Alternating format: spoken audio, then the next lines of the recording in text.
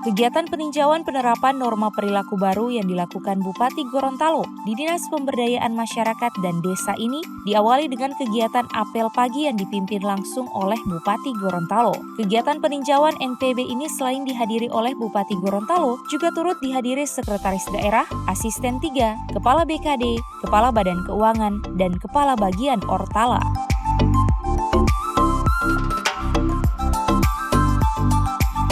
Usai menggelar apel bersama, Bupati Gorontalo menggelar rapat bersama Kepala Dinas PMD dan juga para eselon 3 dan 4. Pada rapat tersebut, Bupati Gorontalo Profesor Dr. Insinyur Haji Nelson Pomalingo MPD menekankan dalam rangka memaksimalkan pelayanan masyarakat di era pandemi saat ini, digitalisasi sangat penting dikembangkan. Hari ini, aplikasi itu sangat penting. IT itu sudah menjadi kebutuhan. Kita tidak perlu ke desa langsung melalui situ, langsung bayar. Mohon aplikasi ini kalau dapat dibicarakan juga dengan Kominfo untuk diintegrasikan, sehingga saya sudah membuat surat edaran untuk Sekda Pasien 3, aplikasi harus terintegrasi. Jadi Pak Pasien 3 membedah aplikasi keuangan bagaimana, aplikasi SDM bagaimana, aplikasi macam-macam itu gimana, itu dibedah bersama dengan Kominfo. Dan saya kira ini bagian dari pelayanan kita bagi masyarakat.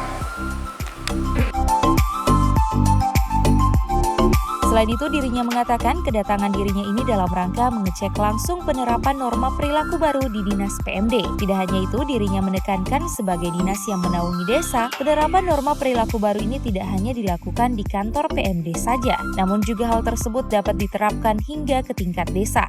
9 kali PD dalam rangka mengecek langsung pelaksanaan norma perilaku baru di Kabupaten Gorontalo. Alhamdulillah di Pemdes ini sudah berjalan dengan baik, dan tadi saya sudah tekankan tidak hanya di kantor ini, tapi bagaimana di desa, karena desa menjadi bagian yang dikelola oleh teman-teman Pemdes. Sementara itu, Kepala Dinas Pemberdayaan Masyarakat dan Desa, Nawir Tondako mengungkapkan anggaran dana desa di tahun ini fokus pada penanganan COVID-19 dalam rangka pencegahan, penanganan, hingga pemulihan. Bahkan dalam rangka pencegahan COVID-19, PMD telah merefocusing anggaran dana desa kurang lebih 16 miliar. Regulasinya jelas ya, bahwa tahun ini memang seluruh dana desa itu fokus untuk penanganan COVID.